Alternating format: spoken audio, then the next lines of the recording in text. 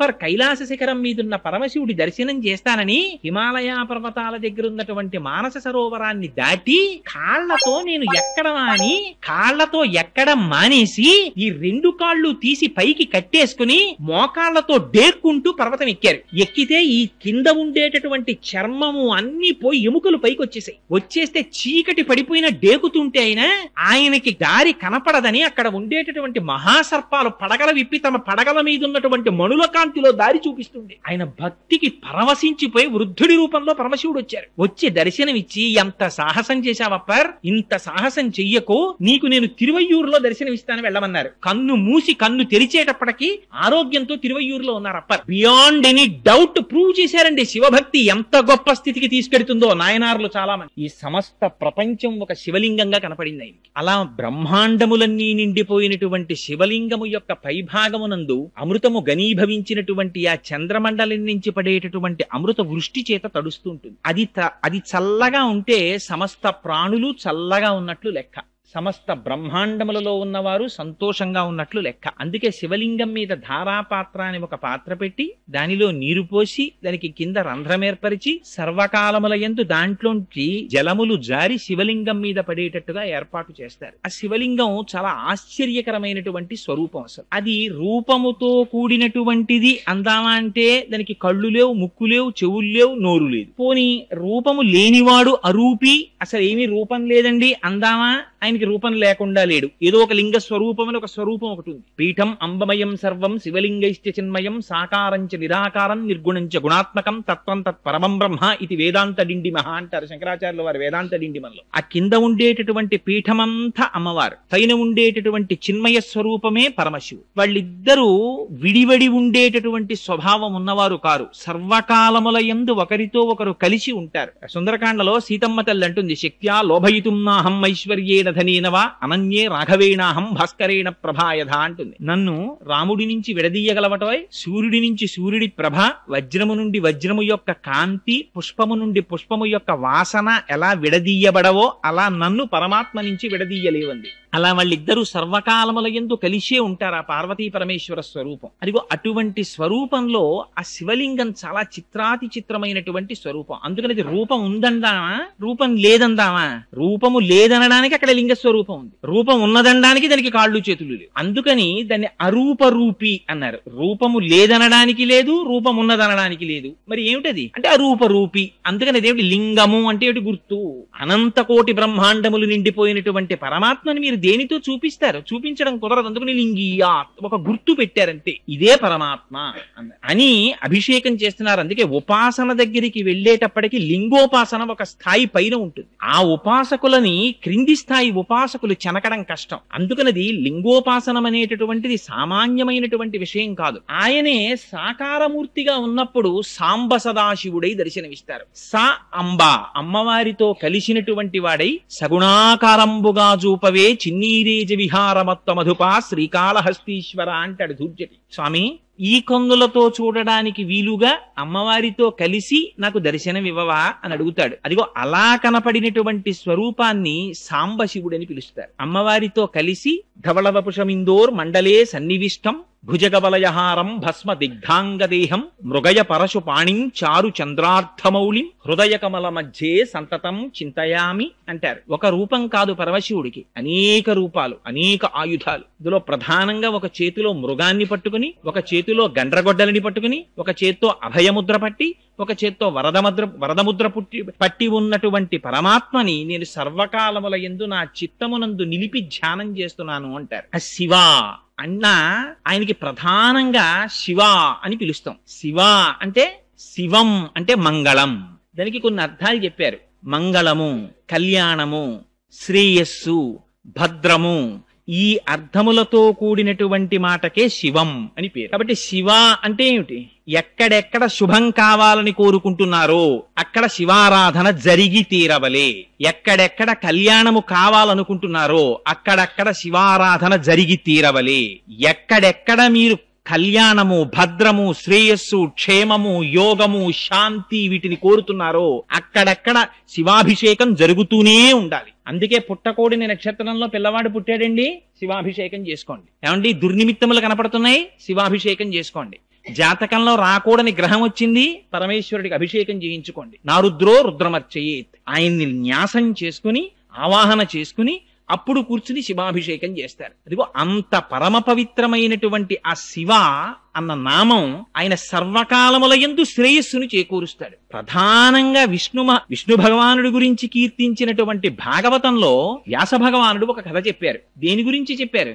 దక్ష ప్రజాపతి చేసినటువంటి నిరీశ్వర యాగం గురించి చెప్పారు. అందరినీ పిలుస్తాను, శివుడు మాత్రం అక్కర్లేదన్నాడు దక్షుడు. చేసుకోమన్నారు. అడ్డెవరు వస్తారు? చేసుకో, దానికి ఉంది, నీ ఇష్టం, చేయమన్నారు. చేశాడు. ఏమైంది? చేస్తున్నది యజ్ఞం, కావలసినది యజ్ఞము యొక్క ఫలితం. యజ్ఞమనబడేటటువంటి కర్మ జడం, తనంత తానుగా అదేం ఫలితం ఇవ్వదు. ఆ కర్మ చేత ప్రీతి పొందినటువంటి భగవానుడు తత్సంబంధమైనటువంటి క్రతువుకు మంగళాన్ని ఫలితాన్ని ఇవ్వాలి. కానీ నాకు ఈశ్వరుడు అక్కర్లేదన్నాడు, నాకు శివుడు అక్కర్లేదన్నాడు. యాగం చేశాడు. ఏమైంది? చిట్ట చివరికి ఏ తల్లి అనంతకోటి బ్రహ్మాండములు నిండి నిబిడీకృతపై పరమశివుని యొక్క ఇల్లాలైందో అటువంటి తల్లి తనకి కుమార్తెగా పుడితే ఆ వైభవాన్ని గుర్తెరగలేక ఆవిడ్ని కూతురుగా విడిచిపెట్టుకున్నాడు. ఆ తల్లి ఒక్క మాట అంది చిట్ట చివర, అగ్నిగుండంలో ప్రవేశించింది. ఎవ్వరూ కూడా చిట్ట చివర శరీరాన్ని త్యాగం చేసేసే ముందు అప్పుడు అబద్ధం చెప్పవలసినటువంటి అవసరం ఎవరికీ ఉండదు కదండి. అప్పుడు సత్యమే పలుకుతారు. అంతకన్నా సత్యమే ఉండాలి. ఆ తల్లి ఒక మాట చెప్పింది, తెలిసి తెలియక దక్ష అని ఒక ఘోరమైనటువంటి పని చేశావు. ఏమిటి నువ్వు చేసినటువంటి? భవాద్వేష్టి నహో శివాహ శివేతిరహ. నువ్వు భవుడైనటువంటి పరమశివుణ్ణి ద్వేషించావు. ఆయనకి లింగ పురాణంలో భవ అంటే సంజీవనం సమస్తస్య జగత సలిలాత్మిక భవ ఇత్యుచ్యతే మూర్తిర్భవస్య పరమాత్మనః. ఆయన నీటి రూపాన్ని పొంది ఈ సమస్త జగత్తుని నిలబెడుతున్నాడు పరమశివుడు. నీరు లేకపోతే ఈ జగత్తు లేదు. అటువంటి పరమశివుణ్ణి, అటువంటి మంగళప్రదమైన మూర్తిని నువ్వు ద్వేషించావు. నాకు అక్కర్లేదు శివుడు అన్నారు. ఇది తెలియక చాలా మంది క్షేత్రాలకు ఎడతారు. పరమశివుడు అందమైన చిత్రం ఒకటి కొంటారు. మూడో నాడు ఎవరో చెప్తారు, తెలిసి తెలియని వాళ్ళు, ఏమండి ఇంట్లో శివుడి ఫోటో ఉండకూడదు, తీసుకెళ్లి పెట్టేయండి అని. శివాలయం ఒకటి తేరగా దొరుకుతుంది, తీసుకొచ్చి తెల్లవారేటప్పటికి శివాలయాల్లో పెట్టేస్తుంటారు. దాని గురించే భాగవతం మాట్లాడింది. అవి పిచ్చి పనులు. శివాలయానికి తీసుకొచ్చి శివుడి ఫోటో పెట్టేయడం ఏమిటి? నీకు మంగళం అక్కర్లేకపోతే, నీకు శ్రేయస్సు అక్కర్లేకపోతే, నీకు కళ్యాణం అక్కర్లేకపోతే, నీకు సుఖశాంతులు అక్కర్లేకపోతే నువ్వు శివుణ్ణి విడిచిపెట్టేసుకో, అభ్యంతరం ఏం లేదు. నీకు అశాంతి కావాలంటే, అమంగళమే కోరుకుంటే శివుడు నాకు అక్కర్లేదని చెప్పచ్చు. శివుడు అంటేనే మంగళం. అందుకని పోతన గారు, వ్యాసుల వారు నిర్ద్వందంగా చెప్పారు, నువ్వు శివుడు అక్కర్లేదని నిరీశ్వర యాగం చేశావు, అమంగళం జరుగుతుందని చెప్పి అమ్మవారు దేహత్యాగం చేసింది. ఏమైంది? మొదలెట్టిన యాగం తొట్టతుదకి చేసినటువంటి దక్ష ప్రజాపతి యొక్క శిరస్సు తెగి కింద పడిపోయింది. మనకి నేర్పింది భాగవతం. శివకేశవుల మధ్య భేదాన్ని చూడకు, శివుడు వద్దని అనకు. శివుడు అంటేనే మంగళ స్వరూపము. ఆయన పేరు శంభుః. శం అంటే సుఖము, భావయతి శంభుః. ఎవరు ఈ సుఖాన్ని ఇస్తున్నాడో ఆయనకి శంభుః అని పేరు. ఏమిటి సుఖం? నీకు జీవితంలో తెల్లవారి లేస్తే కోరేటటువంటి కామ్యమైనటువంటి కోరికల దగ్గర నుంచి పునరావృత్తి రహితమైనటువంటి శాశ్వత శివ సాయుధ్యమును ఇయ్యగలిగినటువంటి జ్ఞానము వరకు ఇయ్యగలిగినటువంటి వాడు పరమశివుడు. అందుకే ఎక్కడెక్కడ శివ కటాక్షము కలుగుతుందో అక్కడక్కడ జ్ఞానము ప్రసరిస్తుంది. అందుచేతనే ఆ మహానుభావుడికి శంభుః అని పేరు. ఆయన ఎటువంటి శివుడుట? శివానంద లహరిలో శంకర భగవత్పాదాచార్యులు వారు ఒక స్తోత్రం చేశారు. ఆ స్తోత్రంలో అంటారు, భృంగీచ్ఛానటనోత్కటక్కరిమత గ్రాహీ స్ఫురన్మాధవ హ్లాదో నాదయుతో మహాసితవపు పంచేషు బాణాదృత సప్తక్ష సుమనోవనేషున పునఃసాక్షాన్మదీయే మనో రాజీవే భ్రమరాధిపో విహరతాం శ్రీశైల వాసీ విభు అంటారు. ఈ మనోరాజీవము, ఈ మనస్సనబడేటటువంటి పద్మములో విహరించేటటువంటి తుమ్మిద స్వరూపంతో ఉంటాట. ఈ లోపల ఉండేటటువంటి ఈ మన పుష్పం మంచి సుగంధంతో ఉండాలి, పరిమళ భరితమై ఉండాలి, స్వచ్ఛంగా ఉండాలి, మకరందంతో కూడినదై ఉండాలి. అందులో ఏది ఉండాలి? ఎప్పుడు భక్తి అనబడేటటువంటిది ఉండాలి. ఎక్కడెక్కడ భక్తి ఉంటుందో అక్కడ ఆ భక్తి అనేటటువంటి రసాన్ని స్వీకరించడానికి పరమశివుడు లోపల దాని చుట్టూ తిరుగుతూ ఉంటాట. అందుకని ఆ మనస్సు భక్తితో కూడిన నాడు మాత్రమే జ్ఞానమబ్బి మనోలయం అవుతుంది. లేకపోతే శంకర భగవత్పాదులంతటి వారు శివానంద లహరిలో ఎంత గొప్ప కోరిక కోరారంటే, సామాన్యమైన కోరిక కోరారా? నాకు స్వామి నరత్వం దేవత్వం నగవన మృగత్వం వశకత పశుత్వం కీటత్వం భవతు విహగత్వాది జననం సదాత్తత్ పాదాబ్జ స్మరణ పరమానంద లహరి విహారాసక్తం చేద్రు దయమిహ కింతేన వపుష. ఏ శరీరం వచ్చినా నాకు బాధ లేదు. నేను పక్షినైపోని, పిట్టనైపోని, పురుగునైపోని, కొమ్మనైపోని, కొండనైపోని, చెట్టునైపోని, పుట్టనైపోని. శరీరం దేని వల్ల వస్తుంది? శరీరం చేసుకున్నటువంటి ప్రారబ్ధ కర్మను అనుసరించి వస్తుంది. కానీ భక్తి మాత్రం పరమశివుని యొక్క అనుగ్రహం లేకుండా భక్తి రమ్మంటే రాదు. ఏమండి, రేపటి నుంచి నేను భక్తి చేస్తానండి, అది చేయడానికి ఎక్సర్సైజ్ ఏం కాదది. ఆ భక్తి ఏర్పడడం కూడా భగవంతుని యొక్క అనుగ్రహం ఉంటే తప్ప భక్తి ఏర్పడదు. ఆ భక్తి నిజంగా తాదాత్మ్యతతో కూడినటువంటి భక్తి ఏర్పడిందా, దాని నుంచి విడిపడడం కూడా చాలా కష్టం. ఇందుచేత రామకృష్ణ పరమహంసకి పట్టిన పిచ్చి నాకెప్పుడు పడుతుందో అని ఏడిచారు చాలా మంది. ఎంతమందికి ఏర్పడుతుంది? లేచింది మొదలు పానీయంబులు త్రాగుచున్, కుడుచుతున్, భాషించుతున్, హాసలీలా నిద్రాదులు చేయుచున్, తిరుగుచున్, లక్షించుతున్, సంతత శ్రీనారాయణ పాద పద్మజుగళీ చింతామృతాస్వాద సంధానుండై మరచన్ సురారిసుతుడే తద్విశ్వముంధువరా అని ప్రహ్లాదుడి గురించి చెప్పినట్టు, ఏది చేస్తున్నా పరమాత్మని గురించినటువంటి ఆలోచన సంతతము లోపల తిరిగేటటువంటి చిత్తవృత్తి ఏర్పడడం అంటే అది కేవలం పరమేశ్వరుని యొక్క అనుగ్రహం చేత ఏర్పడుతుంది ఆ భక్తి. ఇంటి భక్తితో కూడి ఉన్నప్పుడు మాత్రమే జ్ఞానం ఏర్పడి ఆ మనస్సు ఆత్మలోకి లయమవుతుంది. శంకర భగవత్పాదులు తారావళి స్తోత్రంలో ప్రార్థన చేస్తారు. శ్రీశైల శృంగే వివిధ ప్రసంగే శేషాద్రి శృంగే సదా వసంతం తమర్జునం మల్లిక పూర్వమేనం సిద్ధిం తథావిధ మనో విలయం సమాధౌ గాత్రే యదా మమలతాః పరివేశయంతి కర్ణే యదాః విరచయంతి ఖగాశ్చనీడాస్ అంటారు. ఎంత గొప్ప స్తోత్రమో చూడండి. నిజంగా మనిషి లోపల సంకల్ప వికల్ప సంఘాతమైనటువంటి మనస్సు పనిచేస్తున్నంత సేపు, తిరుగుతున్నంత సేపు ఏవీ దగ్గరికి రావడానికి భయపడతాయి. ఓ చీమ దగ్గరికి రాదు, ఓ తీగ దగ్గరికి రాదు, ఓ చెట్టు దగ్గరికి రాదు. కోరికల పుట్టయినటువంటి మనస్సు వెనక్కి నడిచి ఆత్మలోకి లయమై తను నిర్వికల్ప సమాధిలో ఏ కోర్కెలు లేనటువంటి ప్రశాంతమైనటువంటి చిత్తంతో నేను శ్రీశైల శృంగ కుహరేషకతోపలప్సే, ఏనాడు ఆ శ్రీశైల శిఖరములో ఉన్నటువంటి గుహలలో కూర్చుంటానో ఆనాడుట ఎటువంటిది జరుగుతుందిట. గాత్రం యదా మమలతాః పరివేశయంతి, ఆ తీగ చెట్టును అల్లుకుంటుంది. ఆ పక్కనే మనం కూర్చున్నాం అనుకోండి, మనం వచ్చి అల్లుకోద్దని తెలిసి వీళ్ళే వెళ్ళిపోతాడు.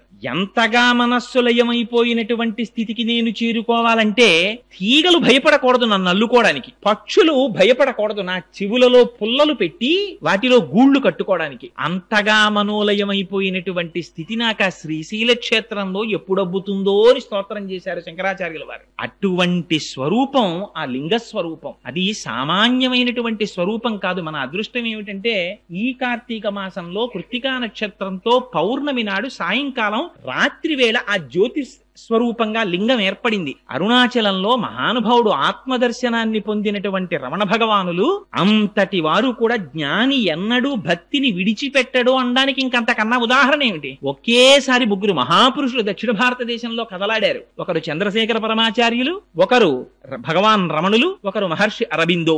ముగ్గురు ఏకకాలమునందు జీవించారు. ఆశ్చర్యం, ఒక్కొక్కసారి నిజంగా ధర్మాకృతి అవి చదువుతుంటే ఆశ్చర్యం వేస్తుంది.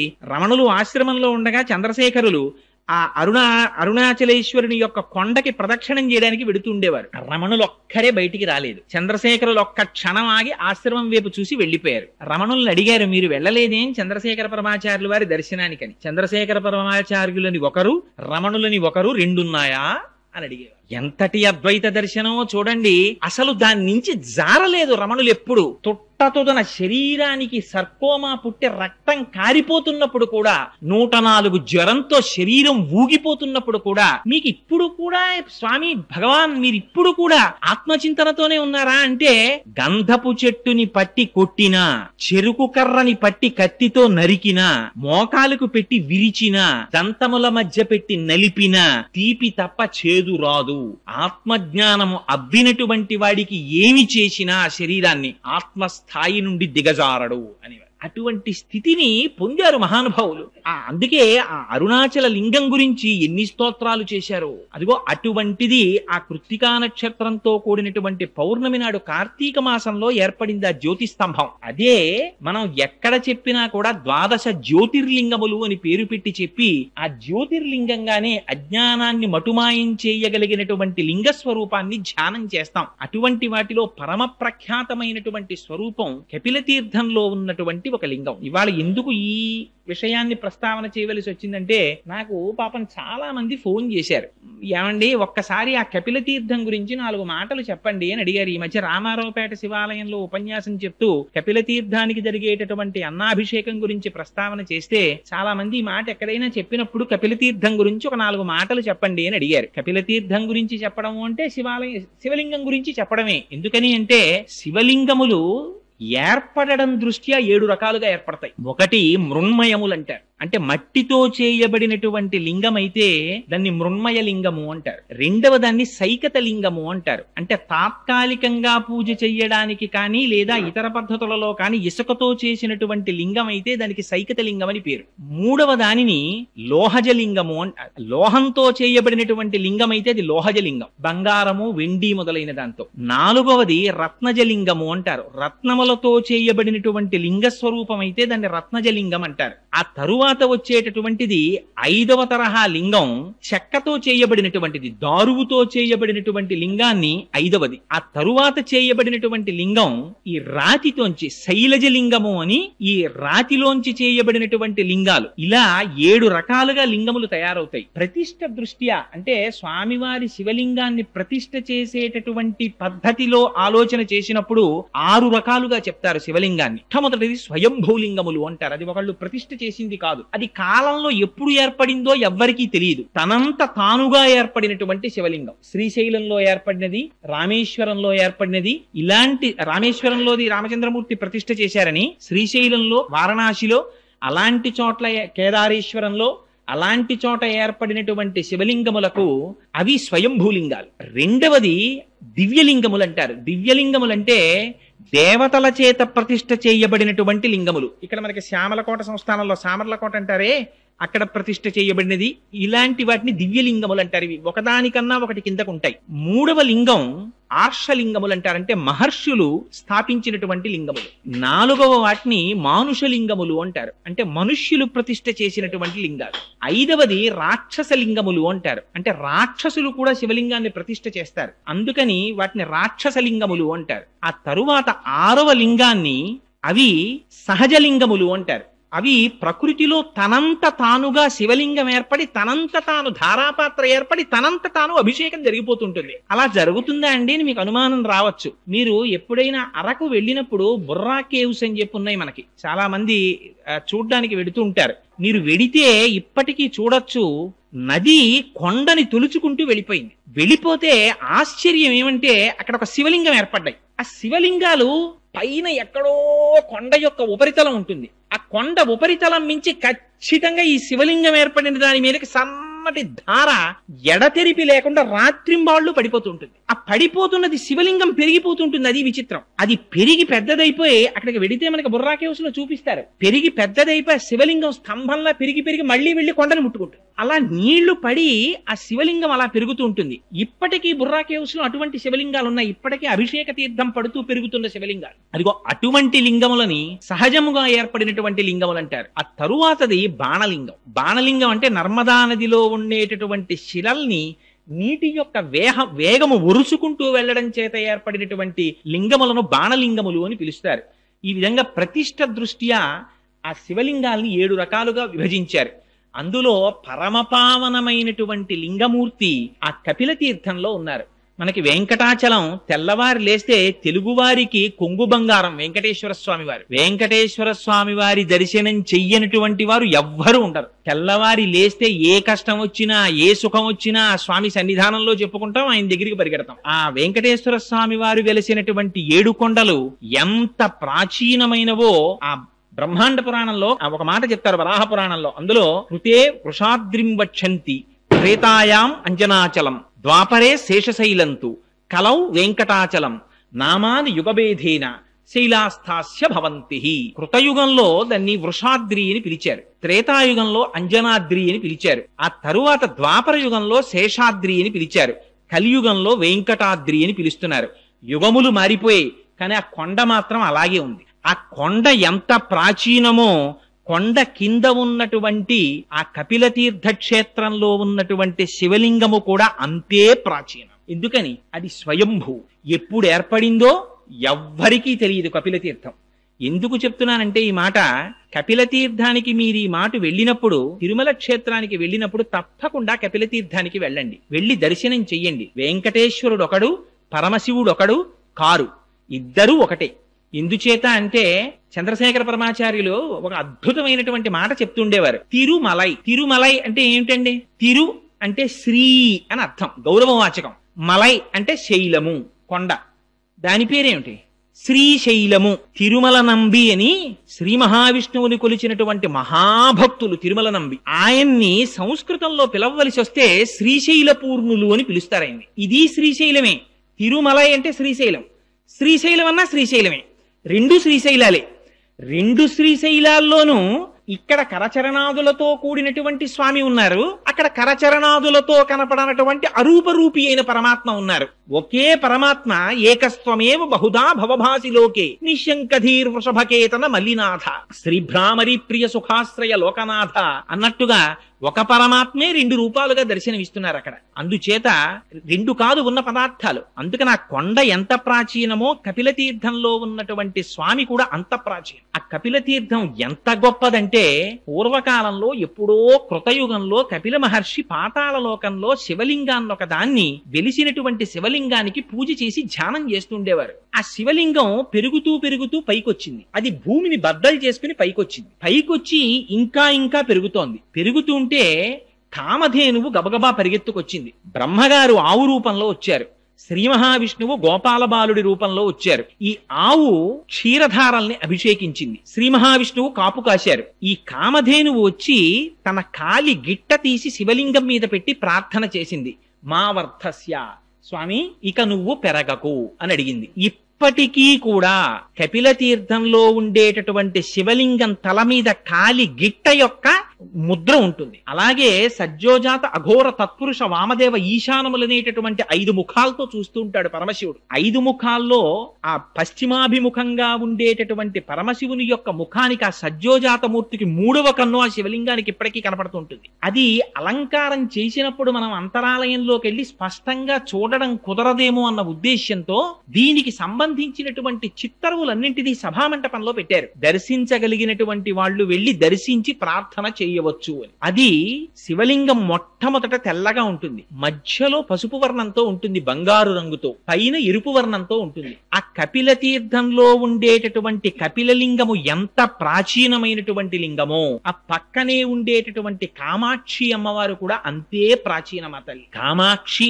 అంటేనే, కామ అంటే అందమైన అక్షి కన్నులు కలది కాదు కాదు. కామ అంటే కోరికలను కేవలం తన చూపుల చేత ఇయ్యగలిగినటువంటి తల్లి. శంకరులు సౌందర్యలహరిలో స్తోత్రం చేస్తారు. నఖైర్నాక స్త్రీణాం కరకమల సంకోచ శచిభిః స్తరూణాం దివ్యానాం హసతయవతే చండిచరణౌ ఫలాని స్వస్థేభ్యః కిసలయ కరాగ్రేణ దదత దరిద్రేభ్యో భద్రాం శ్రియమనిష మహ్నాయ దదతౌ అంటారు. అమ్మ మాకు బెంగలేదమ్మా, మేము ఎక్కడున్నా సరే మాకు కామధేను అక్కర్లేదు, కల్పవృక్షం అక్కర్లేదు, అవన్నీ దేవతల దగ్గర ఉన్నాయి, వాళ్ళు ప్రార్థన చేస్తారు. మాకేం కావాలి, మాకేం బెంగలేదు, మేము ఎక్కడున్నా సరే మాకు ఆపదొచ్చిందా అమ్మా అని ఒక్క పిలుపు పిలుస్తాం అంతే.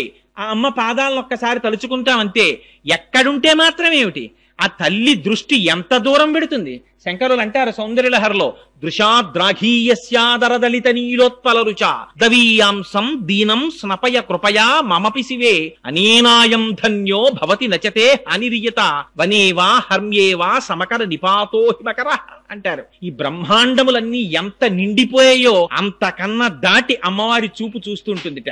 దృశాద్రాఘీయస్యాదరదలిత నీలోత్పల రుచ, నల్ల కలువలు ఎలా ఉంటాయో అలా ఉంటాయిట అమ్మవారి కళ్ళు. అందుకని ఆవిడ కళ్ళకి కామాక్షి అని పేరు. కాదు కాదుట, కామాక్షి అంటే కామేశ్వరుణ్ణి చూసి చూసి కామేశ్వరుణ్ణి తన కన్నులుగా పెట్టుకుందిట. కాదుట, ఆవిడికి పంచకృత్యపరాయణ అని పేరు. సృష్టి స్థితి లయ తిరోధాన అనుగ్రహములను చేస్తుంది అమ్మవారు. ఆ తిరోధానం అంటే అణువుల కింద మార్చేస్తుంది ప్రపంచాన్ని, దాన్ని తనలో ఉంచుకుని మళ్ళీ తిరిగి ఉత్పత్తి చేస్తుంది, అది అనుగ్రహం అంటారు. అలా పంచకృత్యపరాయణ అయినటువంటి తల్లి పరమశివుడు లయమైపోయినటువంటి ప్రపంచాన్ని మళ్ళీ సృష్టించాలనేటటువంటి భావన ఏర్పడినప్పుడు ఆ భావన తెలుసుకుని పరమశివుని యొక్క శక్తిగా వ్యక్తీకరింపబడినటువంటి స్వరూపానికి కామాక్షి అని పేరు. కాంచీపురంలో పీఠాది దేవత ఆవిడ. అటువంటి కామాక్షీదేవి అక్కడ వెలిసి ఉంది. మీకు ఆశ్చర్యకరమైన విషయం ఏమిటో తెలుసా అండి? ఎంతంత గొప్ప గొప్ప జ్వరాలు రానివ్వండి, ఎటువంటి తాపములు ఏర్పడనివ్వండి, ఎంత కాలానికి తగ్గనటువంటి జ్వరంతో బాధపడుతున్నవారు, ఎంత కాలానికి తగ్గనటువంటి వ్యాధులతో బాధపడుతున్నవారు. ఆ మధ్యకాలంలో నేను పేపర్లో ఒక సంఘటన చదివాను. ఒక ఆయన వెళ్లి హాస్పిటల్లో చూపించుకుంటే ఆయనకి ఎక్స్రే, ఈసీజీ అవి తీసి చాలా పరమ ఉపద్రవకరమైనటువంటి వ్యాధి ఒకటి పొడసూపుతోంది అని చెప్పి డాక్టర్లు నిర్ధారించారు. ఏమో ఉంటామో ఉండవో అనే అనుమానంతో ఆయన ఆపరేషన్ టేబుల్ ఎక్కే ముందు ఒక్కసారి కపిలతీర్థానికి వెళ్లి స్వామి దర్శనం చేద్దామని వెంకటాచలంలో వెంకటాచల ప్రభువుని, కపిలతీర్థంలో పరమశివుణ్ణి దర్శనం చేసి అక్కడ జలపాతం కింద స్వామి పుష్కరిణిలో స్నానం చేసి వెళ్లారు. వెడితే ఆయన్ని మళ్లీ ఆపరేషన్ టేబుల్ మీదకి తీసుకెళ్లే ముందు చూస్తే అందులో ఇంతకు ముందు కనపడినటువంటి వ్యాధి కనపడలేదట. ఇది అబద్ధమని మీరు అనుకుంటారేమో. మీకు కాకినాడలోనే జరిగిన యథార్థమైన సంఘటన ఒకటి చెప్తాను. హైదరాబాద్ లో మహామహోపాధ్యాయ బిరుదాంకితులు పుల్లెల శ్రీరామచంద్రుడు గారని ఉన్నారు. ఆయన 5 సంవత్సరాల క్రితం ఆయనకి హార్ట్ స్ట్రోక్ వచ్చింది. వస్తే ఆయనకి ఎందరో ఐఏఎస్లు శిష్యులు ఉన్నారు. గబగబా ఆయన్ని తీసుకెళ్లారు హాస్పిటల్కి. సోమరాజు గారని చాలా ఫేమస్ కార్డియాలజిస్ట్. ఆయన చూసి నువ్వు ఇంటికి వెడితే మరణిస్తావు, బైపాస్ సర్జరీ చెయ్యాలన్నారు. వేదమునందు ఆయనకి ఎంతటి నమ్మకం అంటే అదండి భక్తి అంటే, అది ధృతి అంటే. ఈ హృదయ పుండరీకమునందు ఇంతకాలం సీతారాములకి గుడి కట్టి పూజ చేశాను. అటువంటి గుండెకాయని నీ కత్తులతో కిలుకుతావా? మా స్వామి పాదములకు తగలదా కత్తి? వీల్లేదన్నారు అని పక్క దిగి వెళ్ళిపోయారు. వాళ్ళు ఇచ్చిన మందులు పొద్దున్న వేసుకుంటే మత్తుగా ఉంటుందని మధ్యాహ్న కాలం కూర్చుని వేదములలో ఉండేటటువంటి సూర్యమంత్రములన్నిటినీ తీసుకుని తత్తుల్యంగా వాటిలో ఆరోగ్యం భాస్కరాదిచ్చేత్ అద్భుతమైనటువంటి శ్లోకాలు రాశారు. రాసి వాళ్ళ నాన్నగారు మహాపండితులు, ఆయన ప్రార్థనా శ్లోకాలు చేశారట ఆయన శరీరంతో ఉన్నప్పుడు. మహానుభావుడు మన పట్టణంలో ఉప్పులూరి కామేశ్వరరావు గారని మీరు వినే ఉంటారు, ఫిజిక్స్ లెక్చరర్ గారు. ఆయన మహర్షి సదృశులు ఫిజిక్స్ లో. ఆయన వ్రాసినటువంటి ఆ శ్లోకాలని విని మొన్న హైదరాబాద్ లోను ఈ శ్లోకములు ఎట్టి పరిస్థితుల్లో చెక్కు చెదిరిపోకూడదని రామోజీ ఫిలిం సిటీ నుంచి ఒక ఆర్టిస్ట్ ని తీసుకొచ్చి, ఒక సింగర్ ని తీసుకొచ్చి వాటిని సీడీస్ చేశారు. ఒక పక్క నుంచి వేదమంత్రం పెడుతూ ఉంటుంది, ఒక పక్క నుంచి శ్లోకం పెడుతూ ఉంటుంది. అవి త్వరలో ఆవిష్కరింపబడబోతున్నాయి ఆ క్యాసెట్స్. ఎంత శక్తివంతంగా వచ్చాయంటే ఆ క్యాసెట్స్, ఆ మంత్రాల్ని నమ్ముకొని ముందు వీటి ప్రయోగం నేను నా మీద చేసుకుంటానన్నారు శ్రీరామచంద్రుడు గారు. 5 సంవత్సరముల నుంచి పారాయణ చేస్తున్నారు. 70వ సంవత్సరంలో హార్ట్ స్ట్రోక్ వచ్చినప్పుడు హాస్పిటల్ కి తీసుకెడితే ఆపరేషన్ చెయ్యకపోతే ఒక రోజు బతకవని డాక్టర్ల చేత సర్టిఫై చేయబడినటువంటి వ్యక్తి 75వ సంవత్సరంలో ఇవాళకి కూడా ఆయన సంతోషంగా ఉన్నారు. నిన్న రాత్రి 11 గంటలకి నేను కామేశ్వరరావు గారితో మాట్లాడుతుంటే శ్రీరామచంద్రుడు గారి నుంచి హైదరాబాద్ నుంచి ఫోన్ వచ్చింది. ఆ ఫోన్ కి వారి వాణికి ఒక నమస్కారం చేశారు. అది విశ్వాసం అంటే. అందుకని కపిలతీర్థం అంటే సామాన్యమైన క్షేత్రం కాదు. అక్కడ పరమశివలింగముతో పాటుగా ఆనాడు పరమశివుడు జటాజూటంలో పట్టినటువంటి గంగ త్రిపథగయై మందాకిని, భాగీరథి, భోగవతి అనేటటువంటి పేర్లతో పాతాళానికి వెడితే ఆ భోగవతి మళ్ళీ పైకుబికి అక్కడే పుష్కరిణిగా ఏర్పడింది. అది ఎంత శక్తివంతం అంటే పార్వతీదేవితో పరమశివుడు ఒక మాట చెప్పాడు. పార్వతి, ఈ తీర్థము ఎంత గొప్పదో తెలుసా? ఇది సాక్షాత్తుగా కార్తీక మాసంలో ఏ రోజులు పరమ పవిత్రమైనటువంటి మనం భావిస్తామో, శనివారాలు, సోమవారాలు, నాగుల చవితి, పౌర్ణిమ, ఏకాదశి, ద్వాదశి మొదలైనటువంటి తిథులలో మధ్యాహ్నం 12 గంటల నుంచి 12 గంటల 10 నిమిషాల వరకు ప్రతి రోజు కూడా 3 లోకములలో ఉండేటటువంటి సమస్త పరమ పావనమైనటువంటి తీర్థములన్నీ వచ్చి అక్కడ చేరుతాయిట ఆ పుష్కరిణిలోకి. ఆ తీర్థములో స్నానం చేస్తే ఎంతటి వారికి కూడా శరీరమునకు పట్టినటువంటి పాపరాశి ధ్వంసమైపోతుందంటారు. అంత శక్తివంతమైన పుష్కరిణి. మీకు ఇంకొక విషయం చెప్పాలి. తగ్గనటువంటి జ్వరాలు, తగ్గనటువంటి తాపములు ఉన్నటువంటి వారు అమ్మవారికి అలంకారము చేయబడినటువంటి చందన ప్రసాదం స్వీకరిస్తారు. అక్కడ అమ్మవారికి పుష్యమాసంలో పౌర్ణమి నాటికి ముందు వచ్చేటటువంటి శుక్రవారం నాడు విశేషమైన అభిషేకం చేస్తారు కామాక్షి అమ్మవారికి. చేసి సాయంకాలానికి అమ్మవారి శరీరమంతా అలదడానికి కావలసినంత గంధాన్ని తీస్తారు. తీసి అందులో పన్నీరు పోస్తారు, కుంకుమ పువ్వు కలుపుతారు. ఈ చందనపు ముద్ద చేసి బయట స్వరయుక్తంగా శ్రీ సూక్త, పురుష సూక్త, దుర్గా సూక్త, భూసూక్త మొదలైనటువంటి సూక్తములను చదువుతూ ఉంటారు. లోపల తెర వెనకాతల అర్చకులు అమ్మవారికి ఈ చందనంతో అలంకారం చేస్తారు. మూర్తి అంతా చందనంతో అలంకారం చేసేస్తారు. చీర అమ్మవారికి చందనంతో కట్టేస్తారు. అంచులు చందనంతో తీర్చిదిద్దుతారు. అప్పుడు అలంకారం చేసి ప్రదోష వేళలో తెర తీస్తారు. తెర తీసి ఆ సమయంలో పంచవాయిద్యాలు మోగుతాయి. అప్పుడే అమ్మవారికి కుంభహారతి, సూర్యహారతి, చంద్రహారతి, నక్షత్రహారతి, మంగళహారతి, కర్పూరహారతి, ఈ హారతులన్నీ పడతారు. పట్టినప్పుడు అమ్మవారిని దర్శనం చేస్తారు. ఆ దర్శనం చేసినటువంటి వారికి ఆ మరునాటి ఉదయం అమ్మవారి ఆ రాత్రంతా అమ్మవారు ఆ చందనంతో ఉంటుంది. ఆ చందనాన్ని ఒలిచి ఆ చందనాన్ని ప్రసాదంగా ఇస్తారు. ఆ చందనమును లలాటమునందు ధరించినటువంటి వాళ్ళకి ఎందరికో తగ్గనటువంటి జ్వరములు, తాపములు తగ్గాయని శాస్త్రం పేర్కొంటోంది.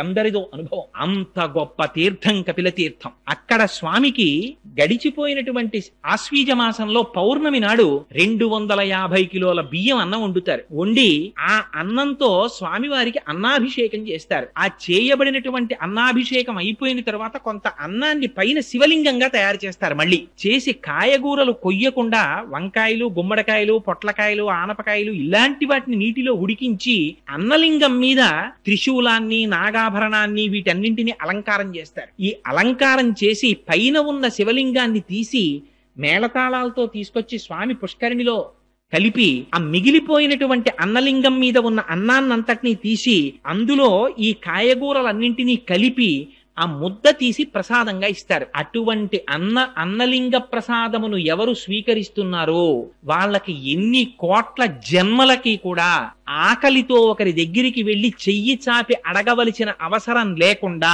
అన్నపానాదులకు లోటు లేనటువంటి స్థితిని వాడు పొందుతాడని ప్రమాణం. అదిగో అటువంటి అన్నాభిషేకం ఆ కపిల తీర్థంలో జరుగుతుంది. కపిల తీర్థం యొక్క గొప్పతనం ఏమిటంటే పితృకార్యం చెయ్యనటువంటి వాళ్ళు, పితృకార్యం మానేసినటువంటి వాళ్ళు, పితృదేవతల యొక్క ఆగ్రహమునకు గురి అయినటువంటి వారు కపిల తీర్థానికి వెళ్లి పితృకర్మ చేసినట్లయితే వారు ఇంతకు ముందు పితృకార్యాన్ని మానివేయడం చేత కలిగినటువంటి పాపము నివృత్తి అవుతుంది. అందుకే వెంకటాచల మహాత్యంలో చెప్తారు, మాధవుడని చెప్పి ఒక బ్రాహ్మణుడు త్రికాలముల యందు సంధ్యావందనం చేసేవాడు. ఆయనకి చంద్రలేఖ అని భార్య. అంత సంతోషంగా ఉన్నవాడికి ఎందుకు పుట్టిందో బుద్ధి కుంతల అనబడేటటువంటి ఎక్కడో పుట్టినటువంటి ఏ సంస్కారము లేనటువంటి ఒక స్త్రీ యందు మోహం కలిగింది. ఆవిడతో జీవించడం మొదలుపెట్టాడు. సురాపానం మొదలుపెట్టాడు. ఆఖరికి ఎంత దూరం వెళ్ళిపోయాడంటే మాంసభక్షణం చేయడం కూడా మొదలెట్టాడు. ఆవిడితో కలిసి కోయపల్లెల్లోకి వెళ్ళిపోయాడు. అటువంటి వాడు ఒకనాడు రాజు తన పరివారముతో కలిసి వెంకటాచల క్షేత్రానికి వెడుతుండగా చూసి వాళ్లతో పాటుగా బయలుదేరి వెళ్ళాడు. వెళ్ళి వాళ్ళందరూ కూడా మొట్టమొదటి కపిల తీర్థానికి వెళ్ళి అక్కడ పితృకార్యం చేశారు. ఈయన కూడా వాళ్లతో వెళ్లి పితృకార్యం చేసి మట్టి ముద్దలు తీసి పిండములుగా సమర్పించాడు. ఎందుకని తనకేమీ లేదు కనుక. తను ఏమి తింటున్నాడో దానితోనే పిండ ప్రదానం చేయాలి. అందుకని మట్టి ముద్దలతో పిండ ప్రదానం చేశాడు. వెంటనే ఆయన శరీరమునకున్నటువంటి పాపరాశి ధ్వంసమైంది. తరువాత వెంకటాచల పర్వత సానువులనెక్కి పైకెక్కాడు. అక్కడికెక్కి స్వామి పుష్కరిణిలో స్నానం చెయ్యగానే బ్రహ్మాది దేవతలు ప్రత్యక్షమై నీకు భవిష్యత్తులో నువ్వు ఆకాశరాజుగా జన్మిస్తావు, నీకు జన్మించినటువంటి కుమార్తె పద్మావతి వెంకటాచలపతికి భార్య అవుతుందని వరం ఇచ్చారు. అందుకని ఆ వెంకటాచలంలో ఉన్నటువంటి ఆ కపిల తీర్థంలో ఉన్నటువంటి ఆ తీర్థం అంత గొప్ప తీర్థం. అది సాక్షాత్తుగా పాతాళంలో భోగవతి పైకి పొంగింది. కపిల తీర్థంలో దర్శించవలసినటువంటి మహాద్భుతమైనటువంటి విషయం వేరొకటి ఏమిటంటే ఆ కపిల తీర్థానికి దాటి కొంచెం పక్కకి రాగానే మీరు ఎక్కడా చూడనటువంటి విచిత్రమైనటువంటి మూర్తి సోమస్కంద మూర్తి ఉంటారు. అక్కడ ఆ పక్కన ఉన్న అరుగు ఉంటుంది. ఆ అరుగు మీద సోమస్కందుడు ఉంటారు.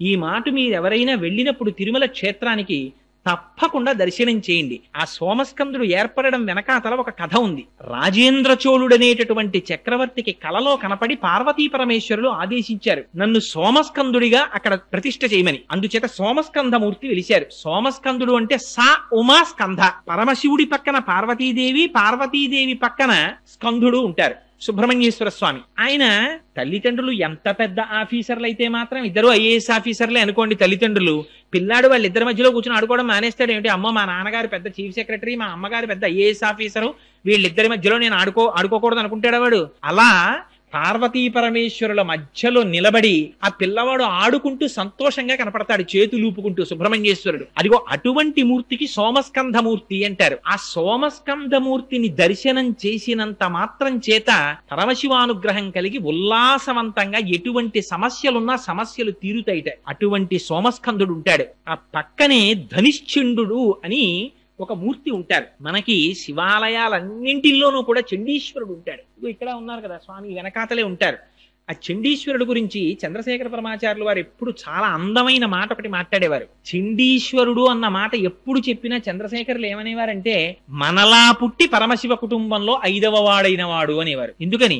శివుడు, పార్వతి, గజాననుడు, సుబ్రహ్మణ్యుడు, ఈ నలుగురు కాకుండా దక్షిణ భారతదేశంలో ఎప్పుడెప్పుడు ఊరేగింపు జరిగినా అప్పుడప్పుడు ఈ చండీశ్వరుణ్ణి కూడా 5వ వాడిగా తీసుకెడతారు. ఆయన కుటుంబంలో ఒక సభ్యుడైపోయాడు. అసలు ఆ చండీశ్వరుడి వృత్తాంతం చాలా ఆశ్చర్యకరం తెలుసా అండి. ఎందుకంటే కార్తీక మాసంలో ఇంత పరమ పవిత్రమైన ఆలయంలో అసుర సంధ్య వేళలో కూర్చుని అట్లాంటి వృత్తాంతం మనం చెప్పుకున్నా విన్నా చాలు, మన జన్మ పావనం అయిపోతుంది. ఆ చండీశ్వరుడు, ఆయన పేరు మనందరం ఎలా పుట్టామో అలా విచార శర్మ అనేటటువంటి పేరుతో మనలాగే పుట్టి పెరుగుతుండేవాడు. ఆయన వేదం చదువుకుంటూ ఉండేవారు. ఒకనాడు ఆవులను కాసేటటువంటి ఒక గొల్లవాడు ఒక ఆవుని పట్టుకుని కొడుతున్నాడు. చూశారు ఆయన, బాధ కలిగింది. అయ్యయ్యో, గోవు యొక్క శరీరంలో 3,000,000 దేవతలు ఉంటారంటారయ్యా, ఆవును కొడుతున్నావా అన్నారు. ఈ ఆవు సరిగ్గా పాలివ్వట్లేదు, ఇది మేత మెయ్యట్లేదన్నాడు. ఆవుని కొట్టకు, నీకు చేత కాకపోతే ఇక నుంచి నేను కాస్తాను ఆవులను అని ఊళ్ళో వాళ్ళ నొప్పించి వేద విద్యార్థి విచార శర్మ ఆవులన్నింటినీ తీసుకుని వెళ్ళేవాడు. ఎంతగా పోషించాడంటే మహానుభావుడు, పుట్టల మీద ఏటి గట్ల మీద ఉండేటటువంటి గడ్డి కోసమని వెడితే పశువులకి ఇబ్బంది కలుగుతుందని ఆయన వెళ్లి ఆ గడ్డి కోసి తెచ్చి ఆవులకి మేపేవట్ట. ఎప్పుడు వేదం చెప్పుకుంటూ కూర్చునేవట్ట. పరవశించిపోయి ఆవులన్నీ ఆయన దగ్గరికి వచ్చి తమకు ఉన్నటువంటి 4 శిరములలో ఒక శిరము నుంచి పాలు విడిచిపెడుతుండేవిట ఆయన తాగమని. ఆయన నేను త్రాగడం ఏమిటని దొన్నెలలో ఆ పాలు పట్టి తీసుకుని వెళ్లి ఓ చెట్టు కింద పెట్టి ఒక సైకతలింగాన్ని ఏర్పాటు చేసుకుని ఆకు దొన్నెలలో పువ్వులు తెచ్చి ఈ పాలతో పరమశివుడికి అభిషేకం చేసుకుంటుండేవాడు సైకతలింగానికి. ఒకనాడు అరణ్య మార్గంలో అటుగా వెళ్ళిపోతున్నటువంటి ఆ ఊళ్ళో ఉన్న ఒక వ్యక్తి చూసి ఈ పిల్లవాడు ఆవుల నుంచి వచ్చినటువంటి పాలని తీసి సైకతలింగానికి పూజ చేసి వృధా చేస్తున్నాడని వెళ్లి అక్కడ ఉండేటటువంటి ప్రజలతో చెప్పారు. వాళ్ళందరూ విచార శర్మ యొక్క తండ్రి గారిని గద్దించి అడిగారు, మీ పిల్లవాడు, అప్పటికి వాళ్ళకి శుభ్రంగా ఆవు పాలు వస్తున్నాయి, అయినా ఈ పిల్లవాడు కొన్ని పాలు వృధా చేసేస్తున్నాడని వాళ్ళకి బాధ. చెప్తే నాకు తెలియదు ఈ విషయం, రేపు నేను పరికిస్తానన్నాడు తండ్రి అని బయలుదేరాడు. విచార శర్మ కూర్చుని ఆవుల యొక్క ఒక్కొక్క శరములోంచి వదిలినటువంటి పాలు పట్టి ఒక అత్తి చెట్టు కింద సైకతలింగాన్ని ఏర్పాటు చేసి దానికి అభిషేకం చేసుకుంటున్నాడు. మనస్సు లయమైపోయింది. ఇందాక చెప్పానే శ్రీశైల శృంగకుహరేషక దోపలప్సి అన్నట్టుగా అంతటా పరమశివుణ్ణి దర్శిస్తూ ఆ అభిషేకం చేస్తున్నాడు. నమక చమకాలు ఏముందండి అభిషేకంలో? నమక చమకాలన్నీ అన్నింటిలో నువ్వున్నావు, అన్నింటిలో నువ్వున్నావు, అన్నింటిలో నువ్వున్నావు, అన్నింటిలో నువ్వున్నావు, అంతే నమ్మకం అంటే. అంతా నువ్వే అని చెప్పడమే. పేన్యాయచ సికత్యాయచ చోరాయచ శిష్ప్యాయచ, ఇందులో లేడు. దొంగలో నువ్వే, దొంగలో నువ్వే, వడ్రంగిలో నువ్వే, నురుగులో నువ్వే, నీటిలో నువ్వే, నిప్పులో నువ్వే, అడవిలో నువ్వే, ఆ పైన మెరిసే మెరుపులో నువ్వే, విద్యుత్తులో నువ్వే, భూమి మీద నువ్వే, నువ్వు తప్ప ఇంకొకటి లేదని చెప్పడమే నమ్మక చమకాలు. అటువంటి దర్శనం చేస్తూ ఆ అభిషేకం చేసుకుంటున్నాడు. ఆ అభిషేకం జరుగుతున్నటువంటి సమయంలో తండ్రి చూశాడు. అరే రేవిడి ఇన్ని పాలు వృధా చేసేస్తున్నాడు రా అని ఒక కర్ర ఒకటి పట్టుకొచ్చి ఆ పిల్లవాడిని విపరీతంగా బాదాడు. కానీ ఆ పిల్లవాడి మనస్సంతా లయమైపోయింది పరమశివుల్లో. లయమైపోయినటువంటి వాడికి ఏది వినపడుతుంది కనుక, ఏం తగులుతుంది కనుక, తన్ను నిశాచురుల్ పొడవ దైత్య కుమారుడు మాటిమాటికో పన్నగశాయి, ఓ ధనుజభంజన, ఓ జగదీశ, ఓ సర్వాపన్న శరణ్య, ఓ అఖిల పావనయంచు నుతించు కాని తా కన్నుల నీరుతాడు భయకంప సమేతుడు కాడు భూవరా అంటారు. ఆనాడు ప్రహ్లాదుని బాధిస్తే ఆ లక్ష్మీనారాయణుల్ని తలుచుకుంటూ ఆ బాధలన్నీ మరిచిపోతే స్వామివారు ప్రహ్లాదుని రక్షించుకున్నట్టుగా పరమశివుడు రక్షించుకున్నాడు ఆ పిల్లాన్ని. చిట్ట చివర తండ్రికి అసహనం వచ్చింది. ఒరే కొట్టి కొట్టి నా చేతులు నెప్పెడుతున్నాయి కానీ వీడు అభిషేకం మానట్లేదురా అని అక్కడ ఉన్నటువంటి పాలకొండని తన కాలుతో తన్నాడు. ఆ కొండ పగిలిపోయేటప్పటికి పిల్లవాడు బహిర్ముఖుడయ్యాడు. వాడికి ఆగ్రహం వచ్చింది. దేనికి ఆగ్రహం వచ్చింది? నేను జయిస్తున్నటువంటి శివాభిషేకానికి అంతరాయం కల్పించాడు అని అక్కడ పశువులు కాసేటటువంటి కర్ర తీశాడు. ఎంతవరకు నిలబడతాడో చూడాలనుకున్నారు పరమశివుడు.